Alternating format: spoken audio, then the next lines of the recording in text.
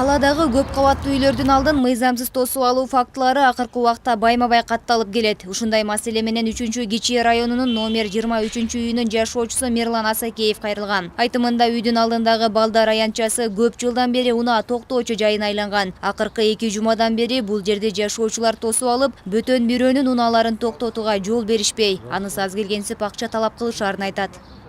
Бул жер ачык, коомчулуктун жайы болгондуктан мага келген машиналар, таксилерге келгенде бул жердин жашоочулары чыгып, бул жер стоянка эмес, бул жерден машинаны койбо, кеткиле бул жерден деп кууп жатат да. Булар кече жакында эле бул жерде корошту, бул жерде ачык болчу. Корошуп, ар бир машинадан 500 сом акча алышат.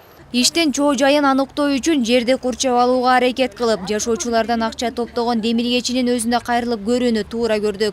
Ага барганыбызда үнүн бийик чыгара сүйлөгөнү бир айым тосуп алды.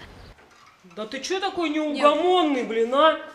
Можете нам просто объяснить? Да что вам объяснить, девушка? Скажите, Вы пожалуйста. собирали деньги. Не, Он квартирант вообще здесь. Какое имеет он право? Это решил весь дом. Это не моя собственная такая, что я пришла тут, захотела, собрала. Не, если он снимает, он не имеет права ставить машину. Имеет, но не такси тут, не сбор таксистов. Понимаете, что чужая машина, вернее наша своя с нашего дома не могут заехать. Эже бербей сыртка чыккан бул эже менен жөндүү сүйлөшө алган жокпуз. Эки кошуна бирин-бири түшүнбөй ызылдаша кетти. Да вы понимаете, еще раз, это двор, вот частная собственность двора, я так правильно понимаю? Это не того, то, что там заехали, поставили чужую машину, пошли на базар. Проблема, вот сюда машину ставят люди, которые не могут Правильно. заплатить, их выгоняете. А если чужая машина у меня под окном стоит, зачем он мне нужен? Мындан улам муниципалдык жерлерди көзөмөлгө алган Бишкек шаардык мэриянын алдындагы жер пайдалануу башкармалыгына кайрылдык. Алар маселени жеринен тактоо үчүн тиешелүү адистерин жөнөтүштү. Аңгыча башкармалык тараптан кишилер келип, жашоочулардын көйгөйү менен таанышып чыкты. И вы и общественности Подождите.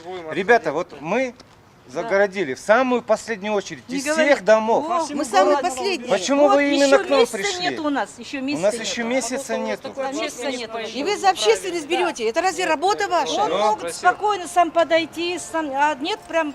Мы ему дали Зачем место. это Вот того самое? дома. Мы вообще ничего не Мы ему боимся. дали Пусть место, снимает, дали пусть ему, куда заплатили, дали ему ключи.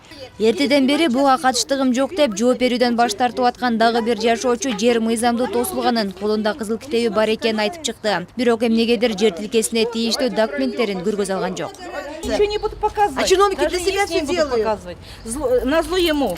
Он Не просто... имеете права просто. Нет, Ну, не может, то, не что показывать, имеет право, не назло ему. Он просто кто вообще-то? Гельвал Бюдженлем, он доселился в лунах. Если бы он был жилец этого дома, ему бы что-то бы запрещали. Башкармалыктан келген адистер эми бул жерде 3-4 күнүн ичинде тактап, эгер жерди тосуп алууга тийиштүү алардын тастыктоочу документи жок болсо, тез арада ыкчам чара көрүлөрүн айтат. Домкомдун айтымына ылайык бул жерге придомовой земельный участок аныкталган. Ошого байланыштуу бул жер деген үй биякта тургундардын жеке менчик жери болуп аныкталат. Ушул маалыматты биз тараптан аныктап иштер жүргүзүлөт. Аныктоо иштери жүргүзүлгөндөн кийин иш чараны алып барабыз. Эгерде бул жер муниципалдык деп такталса, анда бул коюлган огражденияларга башкармалык тарабынан бекитилген тартипте чара колдонобуз. Эске салсак, ушундай эле маселе Бишкек шаарындагы көп кабаттуу үйлөрдүн басымдуу бөлүгүндө катталып келет. Башкармалык тараптан да аларга тиешелүү чаралар көрүлүп жатат дейт адистер. Жазгүл Мадинова, Эрмек Райымбеков, Нью ТВ.